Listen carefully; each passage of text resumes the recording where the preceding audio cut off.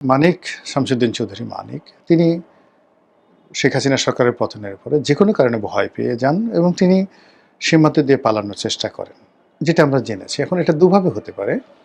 তিনি নিজে, নিজে সেখানে পালানোর চেষ্টা করেছেন, অথবা যেভাবে সালমান এফ রহমানকে ধরা হয়েছে, আনিসুল হককে ধরা হয়েছে, তারা জিম্মাতে ছিলেন, আইনশৃঙ্খলা রক্ষাকারী বাহিনীর জিম্মাতে ছিলেন, কিন্তু ধরার জন্য নাটক তৈরি করা হয়েছে। তাদেরকে দাড়ি-মোছ কামিয়ে দেওয়া হয়েছে। তাদের পরনে লুঙ্গি দেওয়া হয়েছে এবং তারা স্পিড বোর্ডে করে ঘুরছিল। এই অবস্থায় তাদেরকে লাইফ জ্যাকেট পরা অবস্থায় পিঠমোড়া করে বেঁধে তাদেরকে গ্রেপ্তার দেখানো হয়েছে। এবং বাংলাদেশের যে গ্রেপ্তার বাণিজ্য এবং বাংলাদেশের আইনশৃঙ্খলা রক্ষাকারী বাহিনীর যে অথর্ব চিন্তা চেতনা, এই অথর্ব চিন্তা চেতনার একটা উৎকৃষ্ট নয়, নিকৃষ্ট উদাহরণ হলো এই সালমান এফ রহমান এবং আনিসুল হকের গ্রেপ্তার।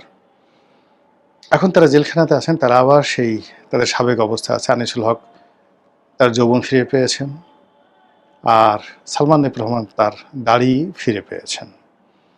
কিন্তু ওই যে দৃশ্য তৈরি করা হয়েছিল যাদেরকে গ্রেপ্তার করার জন্য, এটা মানুষ কোনোদিন ভুলবে না। একইভাবে একটা সময় শাহেদ নামক একজন লোককে প্রতারক বানানো হলো, যার নাম হলো করোনা শাহেদ, এবং ওই করোনা শাহেদকে নকল টিকা দেওয়া, নকল সার্টিফিকেট দেওয়া ইত্যাদি বিভিন্ন কারণে গ্রেপ্তার করা হয়েছিল। পরে দেখা গেল যে সে ইংরেজিতে কথা বলে, বিদেশি নানা রকম টকশো করে, কিন্তু আলটিমেটলি তার লেখাপড়া শূন্য, নাই বললেই চলে।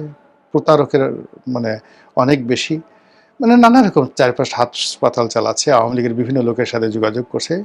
মানে এর পুরোটাই প্রমাণ করা হলো যে সে একজন প্রতারক। কতটা সত্য কতটা মিথ্যা জানি না। সে বের হয়েছে, জেলখানা থেকে বের হয়েছে, কিন্তু সমাজ আর তাকে গ্রহণ করছে না। সাবরিনার অবস্থাও সেম, একজন মহিলা, সে ডাক্তার হয়েছে। তো এই করোনার সময় ভুয়া সার্টিফিকেট দেওয়ার অভিযোগে তাকে গ্রেপ্তার করা হলো। সেও আর সমাজে দাঁড়াতে পারছে না।